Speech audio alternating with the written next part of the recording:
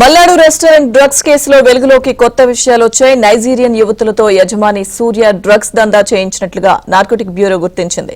Drugs విక్రయించిన 3,000 రూపాయల వరకు commission ఇస్తున్నట్లు విచారణలో తేలింది. ఇక మల్లాడు రెస్టారెంట్ యజమాని సూర్యను వారం రోజుల పాటు కస్టడీకి నార్కోటిక్ బ్యూరో అధికారులు కోరనున్నారు. డ్రగ్స్ కేసులో ఇన్వాల్వ్ అయిన నైజీరియన్స్ ను హెచ్నో డిపోర్టేషన్ చేస్తోంది. ఇక బెంగళూరు, ఢిల్లీ, ముంబైలో 60 మంది నైజీరియా యువతులు ఏజెంట్లుగా పనిచేస్తున్నట్లు గుర్తించారు.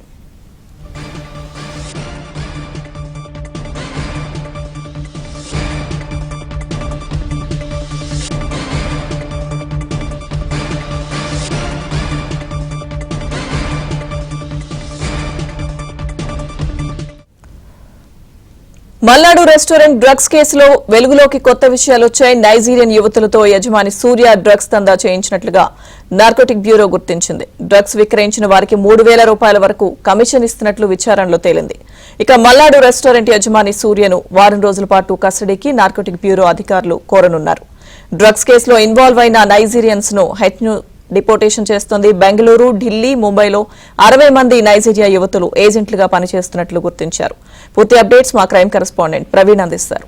ప్రవీణ్, మల్నాడు డ్రగ్స్ కేసులో కొత్త విషయాలు వెలుగు చూస్తున్నాయి. మల్నాడు కిచెన్ డ్రగ్స్ కేసులో నైజీరియా యువతులతోటి ఈ డ్రగ్స్ దందా చేస్తున్నట్లు ప్రస్తుతం విచారణలో వెల్లడైంది. డ్రగ్స్ చేరవేర్చేందుకు 1,000 రూపాయలు, విక్రయించేందుకు 3,000 రూపాయలు కమిషన్ ఇస్తున్నట్లు ప్రస్తుతం పోలీసుల విచారణలో వెల్లడైనటువంటి పరిస్థితి అయితే కనపడుతుంది. ప్రస్తుతం ఈ నైజీరియన్ సంబంధించినటువంటి యువతులు పెద్ద సంఖ్యలో హైదరాబాద్ లో ఉన్నారు. వాళ్ళంతా కూడా వీసాలు గడువు ముగిసినప్పటికీ కూడా ఇక్కడ అక్రమంగా ఉంటున్నారు. వారిని టార్గెట్ గా చేసుకొని వాళ్ళని వ్యభిచారం కావచ్చు, మరోవైపు ఈ డ్రగ్స్ దందాలో వాళ్ళ యొక్క పాత్ర చాలా కీలకంగా ఉందనేది ప్రస్తుతం హెచ్న్యూ పోలీసులు గుర్తించినటువంటి పరిస్థితి కనపడుతుంది.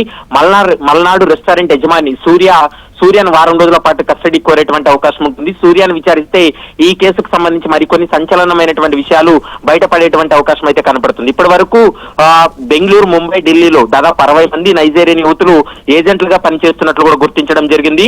ఈ 2 ఏళ్లలోనే 19 మందిని వారి దేశాలకు తిప్పి పంపగా అందులో 6 యువతులు ఉన్నట్టు కూడా మనకు సమాచారం అందుతుంది. తాజాగా టాస్క్ ఫోర్స్ పోలీసులు కూడా 2 డిపోర్టేషన్ చేసినటువంటి పరిస్థితి కూడా స్పష్టంగా కనపడుతుంది. ఇందులో ముఖ్యంగా డ్రగ్స్ సప్లై చేసేందుకు ఈ యువతుల్ని ఉపయోగించుకొని వారి ద్వారానే డ్రగ్స్ ను సప్లై చేస్తున్నారనేది ప్రస్తుతం విచారణలో కూడా వెల్లడైంది. కాబట్టి ఈ కేసులో దర్యాప్తు చేసే కొద్దీ కొత్త విషయాలు కూడా వెలుగు చూస్తున్నటువంటి పరిస్థితి అయితే కనపడుతుంది.